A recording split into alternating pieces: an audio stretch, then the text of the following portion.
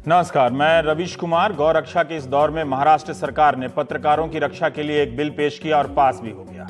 BJP ने चुनावी वादा किया था, पूरा किया। यह बिल इस बिल के अनुसार महाराष्ट्र में पत्रकारों या मीडिया संस्थानों पर हमला करना दंडनीय अपराध हो गया है। मीडिया संस्थान के प्रबंधक यानी मैनेजमेंट वालों को इस कानून से कोई राहत नहीं है, जो कि ठीक बात है, क्योंकि उन्हें इस कानून के तहत संरक्षण नहीं मिलेगा, ये लिखा हुआ है। हमारे सहयोगी प्रसाद काथे ने बताया कि इसके तहत कॉन्ट्रैक्ट, ऑनलाइन, फ्रीलांस पत्रकारों को भी संरक्षण मिलेगा और यह गैर जमानती अपराध हो गया है। पत्रकार पर हमला करने वालों को 3 साल की सजा होगी, 50,000 का जुर्माना देना होगा। पत्रकारिता की आड़ में गलत काम करने वालों को भी यही सब सजा मिलेगी। गजब का कानून है भाई। पत्रकार पर हमला करने वालों को उसके इलाज का खर्चा उठाना होगा। मीडिया संस्थान पर जो अटैक करेगा उसे नुकसान की भरपाई करनी होगी। महाराष्ट्र व अन्य राज्यों में डॉक्टरों की सुरक्षा के लिए भी अलग से कानून है। इस तरह से सबके लिए अलग अलग कानून बनेंगे तो इस देश में सबसे वो दिन आएगा जब एक सुरक्षा कर्मी सुरक्षा कानून बनेगा, वकील सुरक्षा कानून बनेगा, विधायक सुरक्षा कानून बनेगा, पायलट सुरक्षा कानून बनेगा, एयर होस्टेस सुरक्षा कानून तो बहुत जरूरी हो गया है, वक्त की मांग है। तब एक दिन कोई गरीब जाएगा और सरकार से कहेगा हमारी सुरक्षा के लिए भी कोई कानून बना दीजिए सर। पत्रकारों को इस वक्त सबसे ज्यादा सुरक्षा की जरूरत इस बात से है कि उनकी खबर छप जाए, जहां काम करते हैं वहां कम से कम पत्रकारिता अपने मूल्यों के हिसाब से कर लें। एनीवे, टॉपिक चेंज करते हैं और गौ रक्षा पर आते हैं। सुप्रीम कोर्ट ने केंद्र सरकार और 6 राज्यों को नोटिस जारी कर 3 हफ्ते के भीतर जवाब मांगा है। तहसीन पूनावाला, शहजाद पूनावाला ने सुप्रीम कोर्ट में जनहित याचिका दायर की है कि गौ रक्षा के नाम पर दलितों, अल्पसंख्यकों को निशाना बनाने वाले संगठनों पर उसी तरह प्रतिबंध लगाया जाए जैसे सिमी जैसे संगठन पर लगाया गया है। सुप्रीम कोर्ट ने केंद्र और राज्यों से जवाब मांगा था, लेकिन जवाब नहीं मिला तो नोटिस जारी कर दिया गया। केंद्र के अलावा गुजरात, राजस्थान, झारखंड, उत्तर प्रदेश और कर्नाटक सरकार को नोटिस गया है। जस्टिस दीपक मिश्रा और जस्टिस एम खानविलकर इस मामले की सुनवाई कर रहे हैं। 3 मई को इस मामले की फिर से सुनवाई होगी। राजस्थान में गौ रक्षा के लिए स्टाम्प ड्यूटी में मामूली वृद्धि की गई है, फिर भी विरोध हो रहा है। 10 रुपए से लेकर 150 रुपए की वृद्धि गाय के नाम पर तो बर्दाश्त की जा सकती है, इतनी बड़ी क्या चीज है। लोग जान दे रहे हैं, जान ले रहे हैं, लेकिन जो गरीब है उसे राहत मिल जाए तो उसमें भी कोई बुराई नहीं। हर्षा कुमारी सिंह ने जयपुर कोर्ट जाकर वकील, नोटरी और लोगों से बात की। तो यहाँ जयपुर डिस्ट्रिक्ट कलेक्ट्री में जो लोग इसमें काम करते हैं, जैसे स्टैम्प वेंडर है, वकील है, उनका काफी आक्रोश है ये 10% सरचार्ज को लेकर। मेरे साथ है झलानी जी, जो स्टैम्प विक्रेता है। झलानी जी, जो 20% बढ़ा दिया गया है, हम देख रहे हैं कि लगातार दरें बढ़ रही है, ऐसा है क्या? बिल्कुल ऐसा है। पिछले साल इन्होंने 100 रुपए से 500 रुपए किया और अब 500 पे 20% सरचार्ज लगा दिया। सरकार दर तो दर हर बार बढ़ाती जा रही है, ये जनता पर असहनीय बोझ बनता जा रहा है। बहुत बहुत शुक्रिया। मेरे साथ है डॉक्टर सुनील शर्मा भी, जो यहाँ पर डिस्ट्रिक्ट बार एसोसिएशन के प्रेसिडेंट हैं। सुनील शर्मा जी, इसमें क्या एतराज है? क्योंकि सरकार का हक है कि वो सरचार्ज किसी पे भी बढ़ा सकती है ना, क्योंकि आप सरकार का काम कर रहे हैं, लीज एग्रीमेंट है, रजिस्ट्री है, तो उसमें बढ़ाने में एतराज क्यों है? एतराज इसलिए है कि ये जो सरकार जो ये कर रही है नाजायज 20% बढ़ा करके, और आम जनता से, स्टाम्प विक्रेताओं से आप इस तरीके से नाजायज तरीके से 10 रुपए गाय के लिए, 10 रुपए आपने आधारभूत सुविधाओं के लिए यूज किए हैं। इनकी जगह अगर ये शराब विक्रेताओं से, शराब के ठेकेदारों से अगर ये सरकार लेती तो जनता में अच्छा मैसेज जाता सरकार के प्रति और आम जनता को राहत मिलती, उनको इस तरीके से टैक्स नहीं देने पड़ते। आप दारू के विक्रेताओं को तो बहुत आगे बढ़ा रहे हैं, और दूसरी बात आम जनता जो प्रत्येक आदमी को 10 रुपए से लेकर के 500, 1000 रुपए तक के स्टाम्प खरीदने पड़ रहे हैं। आप बता सकते हैं किस तरह से फर्क पड़ा है? जैसे आपके पास जो स्टैम्प पेपर है उसमें बताइए कि किस तरह से फर्क पड़ा है। जैसे ये 50 रुपए का स्टाम्प है, 50 रुपए का स्टाम्प के अंदर इन्होंने ये 5 रुपए तो आधारभूत सुविधाओं के नाम से लिए हैं और 5 रुपए इन्होंने गाय के हिसाब से लिए हैं। इसी तरीके से ये 500 रुपए का स्टाम्प है, ये 500 रुपए का स्टाम्प जिस पर एग्रीमेंट हो रहा है, विक्रय करारनामा हेमराज सोलंकी के नाम से है, ये 500 रुपए का स्टाम्प में इन्होंने 50 रुपए तो गायों के लिए लिए हैं और 50 रुपए आधारभूत सुविधाओं के लिए लिए हैं। जबकि यही पैसा कितना का हो गया? ये स्टाम्प 600 का हो गया और 50 रुपए स्टाम्प विक्रेता अपना कमीशन लेगा, तो एक व्यक्ति को 150 रुपए ज्यादा देना पड़ेगा एक स्टाम्प पर। इसी तरीके से हजारों स्टाम्प बेचे जाते हैं यहाँ पर, तो प्रत्येक आदमी से आप 150 रुपए लोगे तो ये करोड़ों में हो गए। अच्छा, सुनील शर्मा जी विरोध कर रहे थे। गौ रक्षा के नाम पर हिंसा, राजनीति के अलावा इन्हीं मुद्दों के संदर्भ में बहुत सी ऐसी कहानियां हैं जिन्हें हम जाने तो उनकी मदद से राजनीतिक मसलों को और बेहतर तरीके से समझ सकते हैं। गौरक्षा को लेकर टीवी और अखबारों पर चलने वाली बहसें हर घटना के बाद उन्हीं सारे दावों के साथ हाजिर हो जाती है। जैसे बहुत से लोग इसी बात से हैरत में थे कि पहलू खान गौपालक थे, रमजान में दूध के कारोबार के लिए गाय खरीदी थी। हमारे सहयोगी हर्ष ने जोधपुर से एक रिपोर्ट भेजी है मारवाड़ मुस्लिम आदर्श गौशाला की। जोधपुर के बाड़मेर रोड पर बुजवाड़ गांव में यह गौशाला है, 2004 से चल रही है। इसे मौलाना आजाद स्कूल के संचालक चलाते हैं। आसपास के गांव में, हिंदू गांव में जब गायें बीमार हो जाती हैं, लाचार हो जाती हैं और दूध दे सकने की स्थिति में नहीं होती तो लोग छोड़ देते हैं। इसलिए नहीं कि तब उन्हें गायों से प्यार नहीं रह जाता, इसलिए भी कि गाय पालने वाले बीमार और बूढ़ी गाय का खर्चा नहीं उठा सकते, लिहाजा टीका लगाकर छोड़ देते हैं। कुछ लोग तो कसाई को बेच देते हैं, मगर बहुत से लोग गाय बेचने की हिम्मत नहीं कर पाते, श्रद्धा वगैरह के कारण। लिहाजा ऐसी गायों को अतीक मोहम्मद साहब अपनी गौशाला में ले आते हैं। यहां 200 से अधिक गायें हैं, सब की सब बीमार और लाचार हैं। इनके इलाज के लिए पशु चिकित्सक भी है, एम्बुलेंस भी है जो दूर दराज से गायों को ले आता है। और देखिए क्या शानदार तरीके से ये चारा खिला रहे हैं और इलाज भी करवा देते हैं अपने डॉक्टर को भेजकर। अतीक मोहम्मद ने बताया कि वे स्कूल चलाते हैं जहां सभी समुदाय के बच्चे पढ़ते हैं। यही नहीं, अतीक अहमद की माफ कीजिएगा, मोहम्मद वा तो यूपी वाले हो गए। मोहम्मद की गौशाला में बीमार गायों का नाम भी रखा जाता है। ये नाम है गंगा, जमुना, सरस्वती, आनंदी, अंजलि, अंजुड़ी, गीता, मोडकी, कालकी, अनोपड़ी, धोलकी, कंचुड़ी, सीता, लक्ष्मी। अतीक की गौशाला में गायों के ये सब सुंदर सुंदर नाम हैं। एक गाय का नाम सुल्तान है, क्या बात है, और दूसरी का नाम मुमताज भी है। अतीक मोहम्मद ने कहा कि वे एहसान नहीं कर रहे बल्कि अपना फर्ज निभा रहे हैं। इनकी गौशाला का गेट कभी बंद नहीं होता, गाय कभी बांधी नहीं जाती है, क्योंकि बांध देने से गाय कीचड़ में देर तक खड़ी रहती है। इससे उसके खुर यानी पांव खराब हो जाते हैं और वो बाद में खड़ी नहीं रह पाती, गिर जाती है और वहां मर भी जाती है। एक ऐसा पशु है जो आपको सारी जिंदगी दूध देता है, आपसे घी इस्तेमाल करते हैं। हमने ये कैसे समझ लिया कि मुसलमान जो है गाय की हत्या करता है या उसका गोश्त खाता है?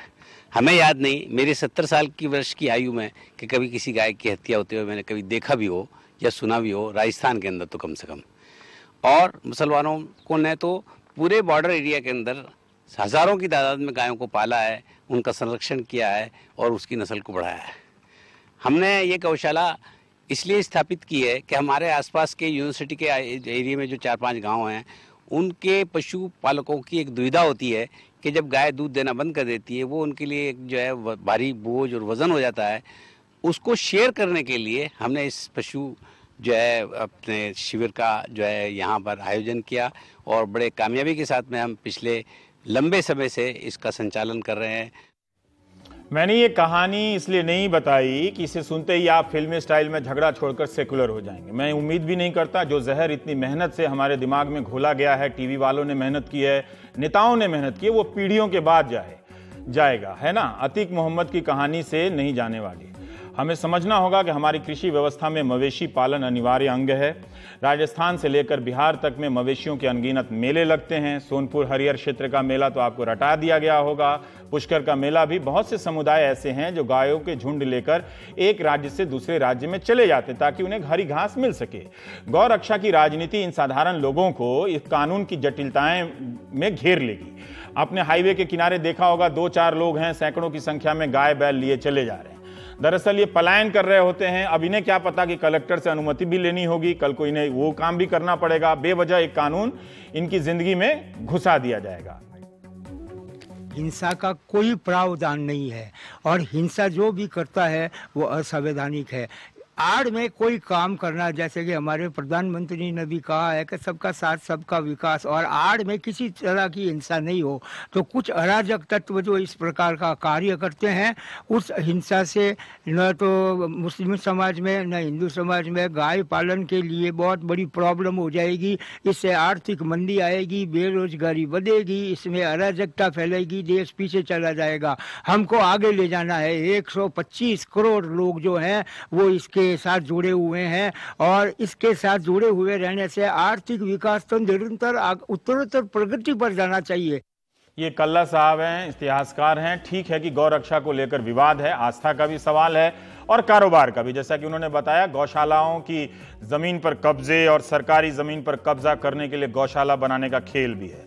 गौशालाओं के लिए लोग खूब दान करते हैं, मैं भी कर देता हूं। उस दान का क्या होता है, इसकी जांच की राजनीति हो तो गायों का बहुत भला हो जाएगा। इन्हीं सब नेगेटिव बातों के बीच कई लोग बहुत अच्छे से गौशाला चलाते भी हैं, वे वाकई सेवा करते हैं। एनीवे, हैविंग सेड दैट, हम बात करेंगे कुछ और कहानियों की, किस्सों की, जिनका संबंध पशुपालन से है, गौपालन से है। तनुजा कोठियाल है हमारे साथ, जिन्होंने राजस्थान के थार इलाके का लगभग 300 साल का एक अध्ययन किया है, जिनका संबंध ऐसे घुमंतु समुदायों से रहा है। सारे घुमंतु पशुपालक होते हैं, पशुपालक तो नहीं होते मगर ज्यादातर पशुपालक होते हैं। थार इलाका मतलब समझिए जैसलमेर, बीकानेर, बाड़मेर।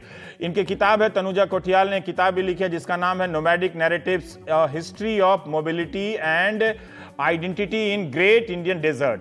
अंग्रेजी में ये किताब कैम्ब्रिज यूनिवर्सिटी प्रेस से छपी है। मैं जब भी किताब का नाम लेता हूं तो दाम बताता हूं, कैसे मिलेगी ये भी बताता हूं। तो ये अमेजन पर है, 789 रुपए की है। दिल्ली के अंबेडकर यूनिवर्सिटी में तनुजा पढ़ाती हैं। तो हमारे साथ हैं तनुजा। ये किताब की तस्वीर है, हम ये भी दिखा देते हैं, लेकिन बहुत पेज की किताब है, 300 पेज की किताब है आपकी, लगभग 300 पेज की किताब है। अब हम चाहते हैं कुछ किस्से कहानियां हमारे दर्शकों को, हम उम्मीद ना करें, जो झगड़ा करने वाले वो करेंगे ही करेंगे, लेकिन जो चाहते हैं कि और इसके बहाने जानने को मिले। तो हमने आपका जब लेख पढ़ा स्क्रोल में, तो कुछ कर्नाटक इतिहास एकेडमी से हमने वो तस्वीरें मंगाई, वो हम अपने स्क्रीन पर दिखाना चाहते हैं। वो शिलालेख हैं। हम चाहते हैं कि पहले आप उन शिलालेखों के बारे में बताएं, फिर हम अपने इस बातचीत की यात्रा को आगे बढ़ाएंगे। हम स्क्रीन पर वो शिलालेख की तस्वीरें डाल रहे हैं। वो क्या हैं कर्नाटक वाली? वो सब कर्नाटक में ही नहीं, गुजरात में, राजस्थान में जगह जगह पर ये शिलालेख पाए जाते हैं। इनको कई जगहों पर देवली कहा जाता है, कहीं पर इन्हें पालिया कहा जाता है, कहीं पर इनको वीरागल कहा जाता है। आमतौर पर वीरागल, अच्छा। आमतौर पर ये जो शिलालेख होते हैं वो हीरोज को डेडिकेट किए जाते हैं, ऐसे लोगों के लिए बनाए जाते हैं जिन्होंने कोई अच्छा काम करने में अपनी जान दी होती है।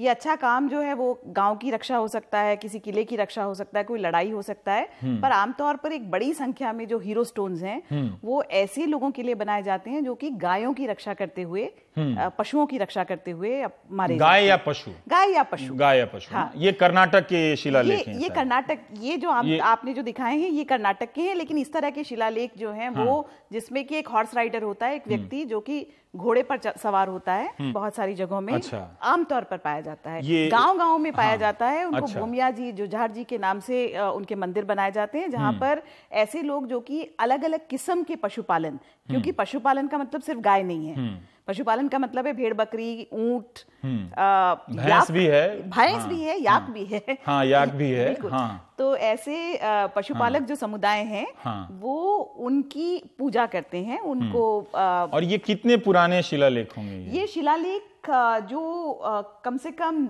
8वीं 9वीं शताब्दी से पाए जाते हैं भारत के उन इलाकों में जहां पर कृषि के बजाय पशुपालन जो है वो एक बड़ा व्यवसाय है। अब मेरा आपसे जानना है कि ये इनसे जो समुदाय जुड़े रहे हैं, क्योंकि हम आज के संदर्भ में काफी मेहनत किया है मीडिया ने, मतलब इसके वो करने में, वो तो हम उसको दूर नहीं कर सकते हैं। लेकिन फिर भी हम जानना चाहते हैं कि क्या इसे जो पहले की कहानी है और आज की कहानी है, हम तो हमेशा उसे हिंदू बनाम मुस्लिम फ्रेमवर्क में देखते हैं। क्या ये सही फ्रेमवर्क है? ये बहुत ही गलत फ्रेमवर्क है एक्चुअली। अगर आप देखें और अगर आप एक साधारण सा विकिपीडिया सर्च भी करते हैं तो जो हिंदुस्तान की जो नोमैडिक कम्युनिटीज हैं, जब उनके नाम आप देखते हैं या पशुपालक समुदाय हैं, उनमें से बहुत सारे पशुपालक समुदाय दरअसल मुसलमान हैं। अच्छा, जैसे मतलब हरियाणा में मेव हैं। मेव मुसलमान हैं, लेकिन गाय और भैंस दोनों का पशुपालन करते हैं। बन गुजर हैं, सिंधी मुसलमान हैं राजस्थान में। इसके अलावा घोसी, राठ, ये बकरवाल, गद्दी, ये सारे मुसलमान समुदाय हैं जो किसी ना किसी किस्म के पशुपालन से जुड़े हुए। उसी तरह से जैसे हिंदू समुदाय के घुमंतु समुदाय पशुपालक या मलधारी हैं गुजरात में। ये सारे जो है ये मुसलमान समुदाय हैं जो कि अलग अलग किस्म का पशुपालन करते हैं, जिसमें गाय भी शामिल है। क्योंकि इसलिए नहीं जानने की वजह से हम कई लोग हैरान हुए कि जो पहलू खान हैं वो गाय पालते हैं या जाकिर गाय पालते हैं, वो गाय लेकर आ रहे हैं। आप बता रहे हैं कि वो मेव जाति से आते हैं, जो घुमंतु जाति है जिसका संबंध ही जानवरों से रहा। बिल्कुल, वो तो इतिहास के इस हिस्से को नहीं जानने के कारण हम उसे सिर्फ एक मुसलमान के रूप में देख रहे हैं, जो उसका पारंपरिक पीढ़ियों का पेशा रहा है कि मवेशी पालना, जिसमें गाय भी है भैंस भी है, वो हम नहीं देख रहे हैं। तो ये एक, जो लोग नहीं देखना चाहें उन्हें मुबारक, जो देखना चाहें वो देख सकते हैं। तो आपने बताया कि मुस्लिम गौपालक भी हैं, पशुपालक भी हैं, और वो इसी तरह से पारंपरिक भी रहे हैं। ये हाँ, बिल्कुल, बहुत लंबे समय से वो पशुपालन से जुड़े हुए रहे हैं। ये जो झगड़े की कहानी है, ये जिसे आजकल हम हिंदू बनाम मुस्लिम के रूप में देखते हैं, शुरुआत में भी जो आप 8वीं 9वीं सदी में तो खैर उसका उल्लेख नहीं मिलता, लेकिन हम फिर भी जानना चाहते हैं कि कोई हीरो है, ये जो मूर्तियों के हिसाब से अगर कोई हीरो है तो वो किससे लड़ा है, वो किन आपसी समुदायों की लड़ाई, उसके किस्से क्या हैं? देखिए, अगर हम पुराने जो या तो इंस्क्रिप्शंस हैं, शिलालेख हैं, उनको भी देखते हैं, या पुराने ग्रंथ हैं, और इवन जो 16वीं 17वीं शताब्दी तक जब हम आते हैं तो आर्काइवल रिकॉर्ड्स हैं, जब हम उन सब में जाते हैं तो हम लोग अक्सर ये पाते हैं कि गायों के पीछे या पशुओं के पीछे लड़ाई झगड़ा होना कोई नई बात नहीं है। बहुत समय से लोग लड़ते रहे हैं इनके पीछे, क्योंकि खासकर ऐसे इलाकों में जहां पर कृषि बहुत ज्यादा नहीं है, क्योंकि मैं ऐसे इलाकों पर काम करती हूँ जहां पर जो रेगिस्तानी इलाके हैं वहां पर खेती बहुत ज्यादा नहीं होती, वहां पर पशुपालन बड़ा व्यवसाय है। तो ऐसे इलाकों में जो वेल्थ का नोशन है या संपदा का जो आइडिया है, वो खेती नहीं है, वो अनाज नहीं है, वो जमीन नहीं है, वो पशु है। तो जो जिसको आप संपदा मानेंगे उसके लिए आप लड़ाई करेंगे। तो अगर हम वापस जाते हैं तो 12वीं शताब्दी में एक जैसलमेर के राजा के संबंध में एक कविता मिलती है, जिसमें जब उनकी वेल्थ का आइडिया दिया जाता है कि उसको लिस्ट करते हैं, तो उसमें भैंसें भी शामिल है, उसमें भेड़ बकरी भी शामिल है। तो ये इस तरह से आगे चल के हम लोग देखते जाते हैं कि दो गांवों में आपस में लड़ाई हुई, किस लिए हुई, वो उसकी गायें चरा के ले गए। तो इस तरह से जो झगड़े होते थे वो आमतौर पर ऐसे समूहों के बीच में होते थे जो दोनों ही पशुपालक होते थे, जो आपस में एक दूसरे के पशुओं को चुराने के लिए या उनसे बचाने के लिए आपस में लड़ाई किया करते थे। इसमें हिंदू या मुसलमान का कोई भी लेना देना नहीं था। ये पशुपालक समूहों की आपसी लड़ाई थी, जो इसलिए हुआ करती थी ताकि वो अपनी किसी और दूसरे समूह की संपदा को या वेल्थ को हासिल कर सकें। ये बहुत आम तौर पर जिस तरह से लोग जमीन के लिए लड़ते हैं, उसी तरह से पशुओं के लिए झगड़े हुआ करते हैं। मतलब वो पैसे की इकाई से भी बुलाते थे तरह बिल्कुल, जैसे कि आमतौर पे जब मैं पढ़ने लगी पहली बार में, तो मुझे ये जो शब्द थे माल, वित्त, धन, जब ये बार बार आ रहे थे तो उसमें फिर मैंने देखना शुरू किया कि ये मतलब क्या है, ये क्यों आ रहा है। तो फिर मुझे बहुत देखने पे मुझे पता चला कि ये जो शब्द माल, वित्त, धन इस्तेमाल किया जाता है, ये पशु के लिए किया जाता है। हमारे गांव में तो आज भी हम लोग गाय को या भैंस को माल ही कहते हैं, हमारा माल चराने ले गया या माल ले आया। हाँ, उसका वित्त धन ले गए। वित्त धन ले गए मतलब उसकी गायें चरा, उसकी चुरा। वित्त मंत्री मतलब उस समय की शब्दावली के हिसाब से पशुपालन मंत्री भी ऐसा कह सकते हैं। तो जैसे मलधारी जो हम कहते हैं, जो मलधारी गुजरात का जो समुदाय है, या धनगर जो महाराष्ट्र के पशुपालक समुदाय हैं, इनके नाम ही यहीं से निकलते हैं। धनगर का मतलब है जो कि धन को चराता है या धन को पालने वाला। अच्छा। धन का मतलब ही हुआ पशु। तो ये जो डेफिनेशंस हैं इनकी, वो वहीं से आती हैं, क्योंकि ये पशुओं को संपदा मानते हैं और इसी संपदा के लिए आपस में लड़ाइयां हुआ करती थी। फिर ये लड़ाइयों का स्वरूप कैसे बदलता है धीरे धीरे?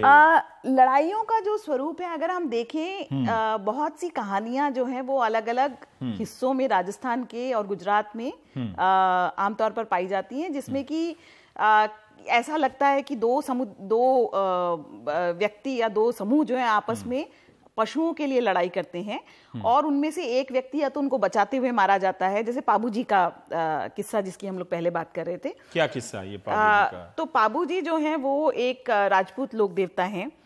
ये माना जाता है कि वो राठौड़ थे। लगभग 14वीं शताब्दी में माना जाता है कि उनका जन्म हुआ, और उन्होंने एक चारणी, जो चारण भी एक पशुपालक ही समुदाय हैं, अब जो है वो सेटल हो गए हैं, और लेकिन एक जमाने में उनका संबंध भी पशुपालन से ही माना जाता है। तो उन्होंने एक चारणी को ये वादा किया कि अगर आप आके मेरी जमीन पर रहें तो मैं आपको रक्षा करूंगा या आपके पशुओं की देखभाल करूंगा। तो ऐसे में जब एक समय ऐसा आया कि उनका ही एक जो रिश्तेदार था, जो कि एक और राजपूत था, वो उन पशुओं को चुरा कर जब ले जाने लगा, तो उस समय में पाबू जी जो हैं वो अपनी शादी करने गए हुए थे और उसी समय में वो अपना शादी का जो फेरा था उसको छोड़ करके वो आए और उन्होंने उस चारणी की गायों को बचाया और ऐसा करते हुए वे मारे गए। अब ये जो एक मोटिव है जिसमें कि एक हीरो आता है और बचाता है, ये बहुत कॉमन है और इसका एक बड़ा इंटरेस्टिंग एग्जाम्पल एक्चुअली बहराइच में है, जहां पर उत्तर प्रदेश, जी हाँ, उत्तर प्रदेश में है, जहां पर गाजी पीर जिनको कहा जाता है।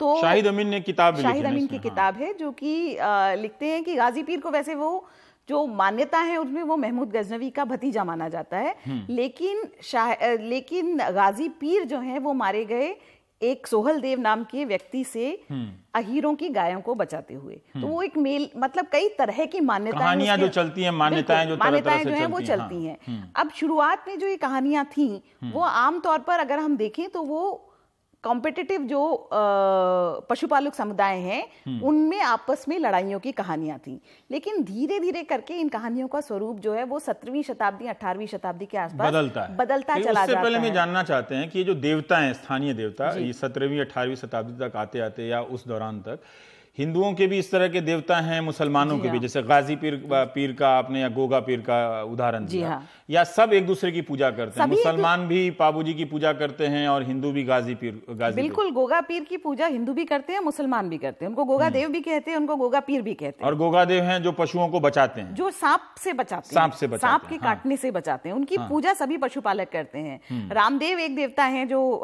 जिनका रुणीचा में उनका मेला लगता है, की पूजा आमतौर पे जो मेघवाल समुदाय है वो करता है, जो कि चमड़ा कमाने का काम करते हैं, जो ट्रेडिशनली ये माना जाता है कि वो चमड़े का काम करते हैं। लेकिन रामा पीर के नाम से, रामा शाह के नाम से भी उनको जानते हैं और उनकी पूजा जो है वो लगभग पूरा ही उसी फ्रंटियर में रहने वाले लोग किया करते हैं। तो ये बड़ी मिक्स्ड आइडेंटिटीज हैं, कोई एक फिक्स्ड नहीं है कि ये इसकी पूजा जो सभी हम ये किस्सा जाने तो हम जितना घबरा जाते हैं इसको लेके कि समाज में इतना खालीपन है, लोग हिंदू मुसलमान समझ के लड़ रहे हैं, इन किस्सों को जानने से, इन जानकारियों को भरने से भी लोगों में थोड़ी स्थिरता आएगी, समझेंगे कि नहीं हमारी परंपरा का हिस्सा रहा है और इसमें विविधता रही है, लड़ाइयां रही हैं, तो लड़ाइयों के कारण क्या रहे? नहीं, आना तो चाहिए, अगर लोग उसको समझने की कोशिश करें तो। खुश रहने को गालिब ये ख्याल अच्छा है, लेकिन एक ब्रेक लेना पड़ेगा। हम अपनी इस बातचीत को जारी रखेंगे।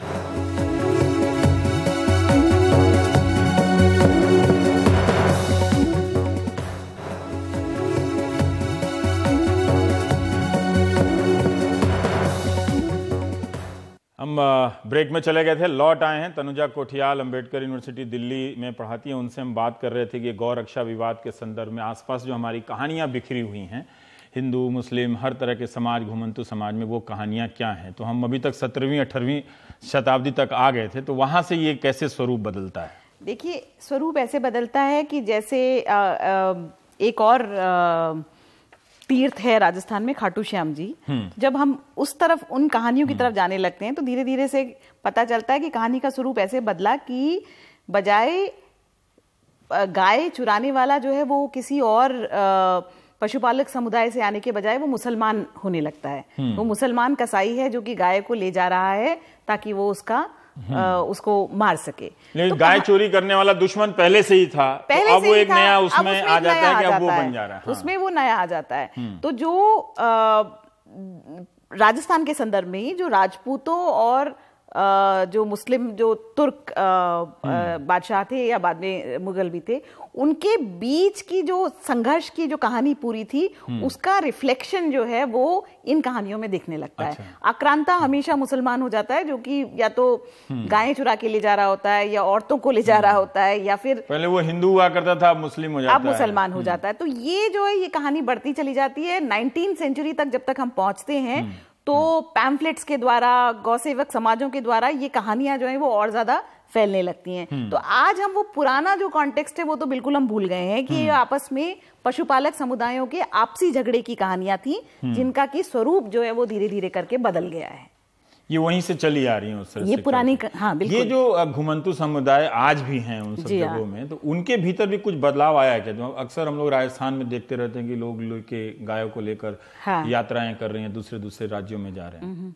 देखिए ऐसा है कि जो जिस हिसाब से राजस्थान में भी, क्योंकि वहां पे कनाल आने के बाद से काफी सारे इलाके जो कि पहले चरागाह थे वो अब कमांड एरियाज हो गए हैं, खेती के इलाके बन गए हैं। तो इस तरह से एक तरह से जिस इलाके में वो चरने के लिए जा सकते थे वो कम पड़ने लगे हैं। कई मामलों में ऐसा हुआ है कि उनका जो माइग्रेशन रूट है जहां पर वो जाते थे वो एक्चुअली लंबा हो गया है। अब उनको जहां पर पहले घास मिल जाया करती थी वो अब नहीं मिलती, उनको और ज्यादा लंबा जाना पड़ता है। तो इस तरह से कई तरह के बदलाव तो आए हैं कि एक तरह से जो है मुश्किलें भी बढ़ गई हैं, लेकिन सबसे ज्यादा जो बड़ी मुश्किल और आज के संदर्भ में जो उनके सामने आ रही है और आने वाली है वो ये है कि हम अक्सर जब हम पशुपालन की बात करते हैं तो हम दो बातों में कंफ्यूज हो जाते हैं। एक तो होता है कि गांव में हर एक के पास पशु होते हैं, हर एक के पास एक आध गाय, एक आध भैंस, हर कोई रखता है। बिल्कुल, शहर में भी लोग पाल ही लेते हैं। तो आपके पास होता है ये एक छोटे समूह पे, क्योंकि पशुपालन कृषि का हिस्सा है। तो ये एक तो पशुपालन ये हुआ। दूसरा पशुपालन ये होता है जिनको कि हम घुमंतु पशुपालक बोलते हैं, जो कि वास्तव में लार्ज स्केल पशुपालन करते हैं, जिनके पास बड़े बड़े रेवड़ हैं, उनके पास ज्यादा होता है, जिनके पास बड़े बड़े रेवड़ हुआ करते हैं, जो कि गायों को लेकर या बैलों को लेकर के घूमते हैं। इनका जो इनके लिए पशुपालन व्यवसाय है, यही इनकी जिंदगी है। इनके लिए जरूरी है कि इनके ये न केवल अपने पशुओं को चरा सकें, उनको पाल सकें, बल्कि उनको वो बेच भी सकें, सर्कुलेट कर सकें। वो हमेशा नहीं रख सकते हैं। लेकिन अगर इस तरह के हमले लगातार होंगे तो जो आम पशुपालक है वो अपने पशु को बेच नहीं पाएगा। उसके लिए बड़ा मुश्किल हो जाएगा कि वो अपने पशु को बेच पाए, और वो पशु जो है उसके लिए लायबिलिटी हो जाएगा। एक तरह से वो रेगुलराइज भी हो रहा है कि आप मेला में आइए, निगम का मेला लगेगा, और पहले गांव देहात के जो अपने मेले होते थे पंचायत के, तो वेटनरी डॉक्टर से सर्टिफाई कराकर आप ले जाएंगे, जो राजस्थान का ही कानून है। हम लोग देख रहे थे गुरुवार को कि उसमें यह है कि आपको अगर मेले के लिए ले जाना है या अगर अकाल पड़ गया हो राज्य में और दूसरे राज्य में ले जाना है तो ट्रांजिट परमिट लेके जाइए और लौटा के लाना पड़ेगा पशुपालन। बिल्कुल ऐसा ये जो ट्रांजिट परमिट वाले जो हिसाब किताब थे ये 19वीं सेंचुरी में भी अंग्रेजों के समय में भी कोशिश की गई कि इनको रेगुलराइज किया जाए, लेकिन आमतौर पर उस समय में हो नहीं पाया। लेकिन आज जो है सरकार की पहुंच ज्यादा है, वो आज आमतौर पर बड़े आराम से कर पाते हैं।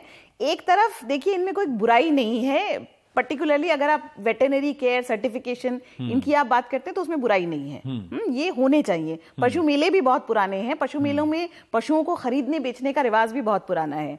लेकिन अगर जो नॉन स्टेट एक्टर्स हैं जो कि उनको रोकते हैं, उनको उनके साथ मारपीट करते हैं, वो अगर इस तरह से लगातार करेंगे तो जो लीगली भी अपने पशुओं को ले जा रहे हैं बेचने के लिए वो नहीं ले जा पाएंगे। जब पशु को खरीदने वाला कोई नहीं बचेगा तो पशु पालने वाला क्या करेगा एक समय के बाद में? उसकी जो गाय, उसकी कीमत भी हो सकता है कि कम हो जाए। और जिस तरह बिल्कुल आप आमतौर पे दिल्ली की सड़कों पे देखिए, आपको भैंस कितनी घूमती हुई नजर आती है। आपको जो घूमती नजर आती है वो गाय है। भैंसों को लोग नहीं छोड़ते हैं, गायों को छोड़ते हैं, क्योंकि एक समय के बाद में वो गाय को रख नहीं सकते हैं। अगर आपकी गाय दूध नहीं देगी तो आप उसे नहीं रख पाएंगे। अगर आप उसे बेच नहीं सकेंगे तो आपके पास क्या चारा रह जाएगा बजाय सिवाय इसके कि आप उसे छोड़ दें। कहीं पर तो ठीक है गौशाला मिल जाएगी, लेकिन कितनी गौशालाएं बनाएंगे? उतनी तो है नहीं। और जितनी बनी है, मतलब एक बार अपने दर्शकों से कहा कि अपने अपने इलाकों के गौशालाओं के घोटालों के बारे में ट्वीट कीजिए या ईमेल कीजिए। भर गया पूरा मेरा इनबॉक्स कि आप हमारे गौशाला आइए, यहाँ देखिए फलाने ने जमीन कब्जा कर रखा है। मतलब इतनी बहस हुई तो कोई प्रेरित होकर वो कब्जा की हुई जमीन छोड़ भी नहीं रहा। पर हम एक क्रिमिनल ट्राइब के बारे में बात करते हैं। ये यही एक प्रक्रिया थी जब अंग्रेजों ने एक समुदाय को इस तरह से एक समझ। हाँ बिल्कुल, इसका जो रिलेशनशिप है, जो इसका संबंध है, वो जो हम लोग पहले बात कर रहे थे कि पशुपालन में झगड़े भी बहुत हुआ करते थे और कैटल लिफ्टिंग यानी क्योंकि पशु संपदा है इसलिए उसकी चोरी भी हुआ करती थी। तो बंजारे जो हैं, जो आमतौर पे सबसे बड़े व्यापारी माने जाते थे पशुओं के, जो गांव से पशुओं की खरीद फरोख्त किया करते थे, उनके ऊपर ये इल्जाम लगने लगा 19वीं सेंचुरी में जब क्रिमिनल ट्राइब्स एक्ट आया। उसके साथ में ये इल्जाम लगने लगा कि ये पशुओं को चुराते हैं और उनको नोटिफाई कर दिया गया। तो जो घुमंतु समुदाय हैं, सिर्फ बंजारे नहीं, बहुत सारे अलग अलग घुमंतु समुदाय, वो क्रिमिनल ट्राइब्स एक्ट के दायरे में आ गए, और उनमें से कई डीनोटिफाई भी हो गए हैं, अब तो डीनोटिफाई हो गए हैं, लेकिन उनके साथ में जो क्रिमिनलिटी या आपराधिकता जो जुड़ गई है वो आज तक वही भी खत्म नहीं। प्रवृत्ति आप भी देख रही हैं कि कोई मुसलमान ट्रक पे गाय लेकर जा रहा है तो ये पहला शक यही किया जा रहा है या करवाया जा रहा है कि वो गाय को मारने के लिए ले जा रहा है, एक तरह का वही क्रिमिनलाइज किया जा रहा है। वो क्रिमिनलाइजेशन वो जुड़ गया है। लेकिन इसके साथ में एक और बात मैं आपसे कहना चाहती हूँ, वो ये है कि आमतौर पर जो आज हम समझ रहे हैं, जिस हिसाब से हम पशुपालन को आज समझ रहे हैं, हम समझ रहे हैं कि पशुपालन सिर्फ पशुपालक से जुड़ा हुआ है, कि पशुपालन का मतलब है वो आदमी, वो आदमी जो मेला में गया, खरीद के ले आया, पुष्कर से ले आया, नागौर से लेकर आया, जोधपुर से लेके आया। लेकिन पशुपालन जो है वो एक बड़ा सिस्टम है, वो सिर्फ गाय पालने वाला या कैसे सिस्टम? वो सिस्टम इस तरह से है कि न केवल पशु पालने वाला बल्कि पशु की खरीद फरोख्त करने वाला, पशु का चमड़ा निकालने वाला, उसका इस्तेमाल करने वाला, और यहाँ तक कि कसाई भी उसी साइकिल का हिस्सा है। ये एक साइकिल है, इनमें एक दूसरे के बिना लोग एग्जिस्ट नहीं कर सकते हैं। पशुपालक जो है इन बाकी जो, अगर आप देखें राजस्थान में देखें या गुजरात में देखें, तो जिन जिन इलाकों में पशुपालन है वहीं पर डेयरी इंडस्ट्रीज भी हैं, वहीं पर ऊन भी वहीं से निकलती है, घी भी वहीं से निकलता है, चमड़ा भी वहीं से निकलता है। तो इसका मतलब है कि इंटीग्रेटेड इकोनॉमीज हैं। अगर आप इनमें से एक को भी डिस्टर्ब करेंगे, एक को अगर आप ट्रेडर्स के ऊपर हमला करेंगे तो बाकी सब भी प्रभावित होगा। ये आपस में जुड़ी हुई चीजें हैं। तो ट्रेडर्स के ऊपर आप शक करते हैं कि वो उनका पुराना काम है, वो हमेशा से ही कैटल को ट्रांसपोर्ट करते हैं, एक जगह से दूसरी जगह ले जाते हैं। अगर आप उनके ऊपर शक करेंगे, उनके ऊपर हमला करेंगे इस तरह से, तो आप जो पैस्टोरलिज्म की या जो पशुपालन की जो साइकिल है, जो हमारी एक तरह से सामाजिक व्यवस्था, चूंकि अब हम इस शहर में रहते हैं तो वो दिखती नहीं है, जो दिखती नहीं है वो भी डिस्टर्ब होगी, वो भी खत्म हो जाएगी। पर इन परंपराओं से जो आज आप देख रही हैं कि इसका कुछ इलाज है कि अगर हम नई बातें बताएं तो उनको समझ में आए, इसका क्या इलाज किया जाए? क्योंकि ये बात बात पे तो कल कोई और कहीं भीड़ पकड़ लेगी किसी को। देखिए, हमने एक जो ये पूरी जो परंपरा जो हमारी बन गई है उसमें हमने गाय के ऊपर हमारा बहुत ज्यादा ध्यान है। और गाय को हमने एक देवता के रूप में हमने बना दिया है, सेक्रेट है हमारे लिए। कई समुदायों में है भी, मानते भी हैं लोग, पूजा भी करते हैं। लेकिन जैसे ही हम गाय को एक सेक्रेड डेटी मानने लगते हैं, उसको देवता मानने लगते हैं, तो हम ये भूल जाते हैं कि वो दरअसल किसी और समुदाय के लिए, पशुपालक समुदाय के लिए, और जरूरी नहीं कि मुसलमान ही हो, हिंदू और मुसलमान दोनों के लिए वो उनकी अर्थव्यवस्था, उनकी सामाजिक व्यवस्था का हिस्सा है। अगर हम इसी रक्षा का जो हमारा जो नोशन है कि हम गाय की रक्षा केवल हम इससे कर सकते हैं कि हम किसी को मार लें, पीट लें, तो वो गलत है। गाय की रक्षा करने का मतलब है, उससे बेहतर गाय की रक्षा करने का मतलब ये है कि आप जो पैस्टोरलिज्म या पशुपालन की जो व्यवस्था है उसमें ढंग से इन्वेस्ट करें, वेटरनरी कॉलेजेस खोलें, वेटरनरी क्लिनिक्स खोलें, चरागाहों की व्यवस्था को, वेटरनरी डॉक्टर की क्या स्थिति क्या है, वहां पर दवा है कि नहीं है, ये सब भी पता कीजिए। तो बहुत बहुत शुक्रिया तनुजा जी, आपने श्याम जी खाटू जी का जिक्र किया, काफी लोकप्रिय हैं और दिल्ली में भी उनकी काफी पूजा होती है। और इसके ब्रेक के बाद आपने जितना देखा, जितना सुना वो काफी नहीं है, लेकिन मौका मिला तो हम बातचीत करते रहेंगे। ब्रेक के बाद हम बात करेंगे कविता की।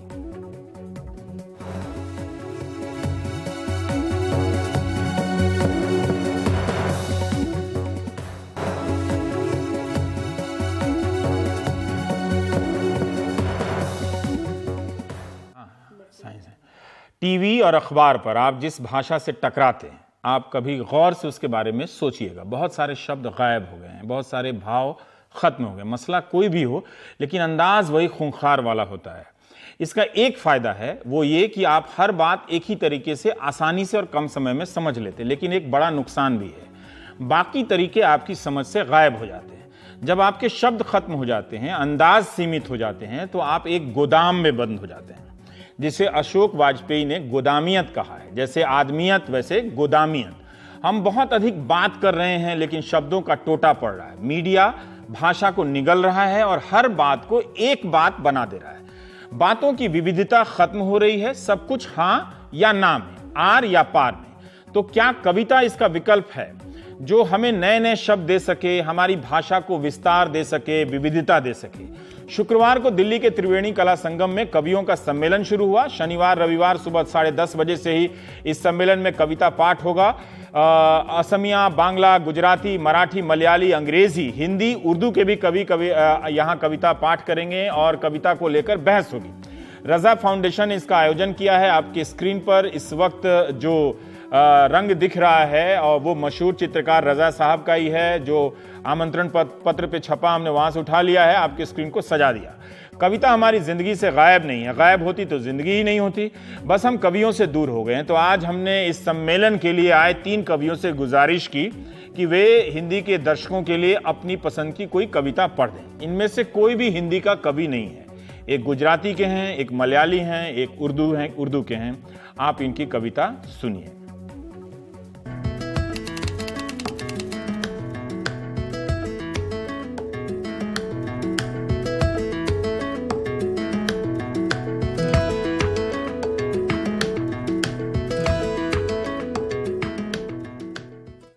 लकड़हारे तुम्हारे खेल अब अच्छे नहीं लगते, लकड़हारे तुम्हारे खेल अब अच्छे नहीं लगते, हमें तो ये तमाशे सब के सब अच्छे नहीं लगते।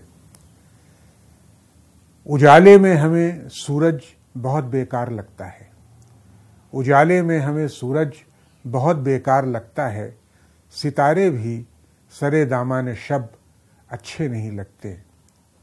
तो ये होता है हम घर से निकलना छोड़ देते हैं, तो ये होता है हम घर से निकलना छोड़ देते हैं, कभी अपनी गली के लोग जब अच्छे नहीं लगते। ये कह देना कि उनसे कुछ गिला शिकवा नहीं हमको, ये कह देना कि उनसे कुछ गिला शिकवा नहीं हमको, मगर कुछ लोग यूं ही बेसबब अच्छे नहीं लगते। ये कह देना कि उनसे कुछ गिला शिकवा नहीं हमको, मगर कुछ लोग यूं ही बेसबब अच्छे नहीं लगते। नरास आएगी जीने की अदा शायद कभी हमको, कभी जीना कभी जीने के ढब अच्छे नहीं लगते। लकड़हारे तुम्हारे खेल अब अच्छे नहीं लगते, हमें तो ये तमाशे सब के सब अच्छे नहीं लगते।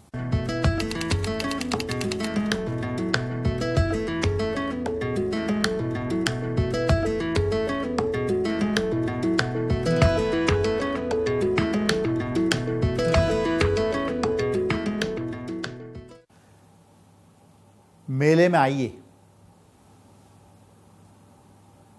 धनी को पहला विचार आया। विचार जलते अंगारे सा था, गर्मी से अंधेरा पिघला। अंगारों के शोले अंधेरे में बह गए, अंगारों का गोल कमानाकार बना, वैसे आकाश बना। बचे रहे अंधेरे से रात बनी, रात ने कहा मुझे क्यों बनाया। धनी को दूजा विचार आया, उसमें से पंछी बने, पंछी निपट उजाला। यहां उड़ते वहां उड़ते, चक चक चक चक चक, पूरी कमान भर गई। पंछी खेल खेल कर थक गए। पंछियों ने पूछा क्या हमें बस खेलते ही रहना होगा। धनी ने तीसरी बार विचार किया। उसने धरती पैदा की, वन बनाए, मैदान बनाए, पहाड़, रेगिस्तान और नदियां बनाई। पंछी इस नए घर में खेलने लगे। धरती ने पूछा क्या हमें यही करते रहना होगा। धनी ने चौथी बार विचार किया। उसमें से नर और नारी बनाए, वह घूम फिर कर थक गए। नर नारी ने पूछा क्या इतना ही हमारे लिए। धनी ने 5वीं बार विचार किया। उसने चिकनाहट पैदा की, मानव जात बनाई, वाचा दी, व्यवहार दिया। मानव ने वाचा और व्यवहार का उपयोग किया। धनी ने पूछा मनुष्य तुझे बस इतना ही। मानव ने कहा रंग करेंगे, खाएंगे, पिएंगे, गाएंगे और नाचेंगे। धनी ने कहा मुझे उसमें बुलाएंगे। मानव ने कहा मेले में आइए।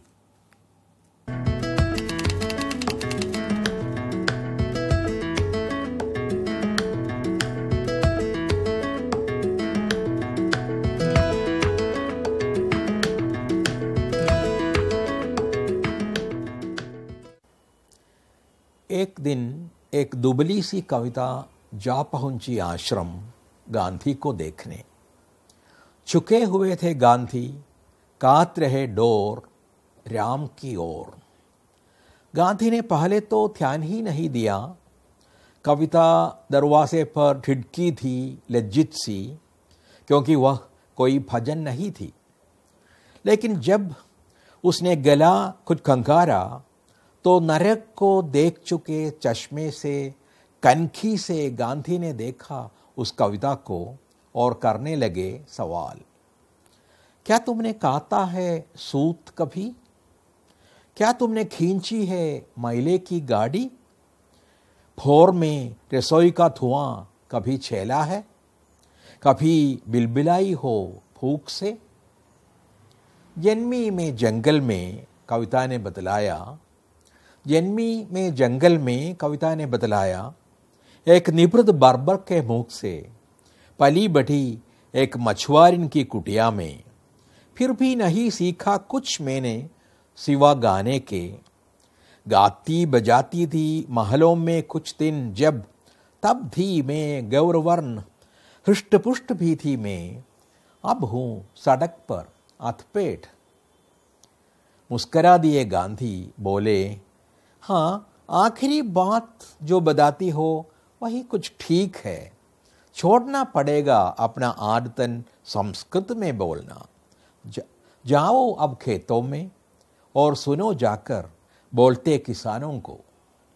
कविता अब बन गई बीज, जा पहुंची खेतों में, करती इंतजार नई नई बारिश हो, आए किसान और गोड़ दे जमीन।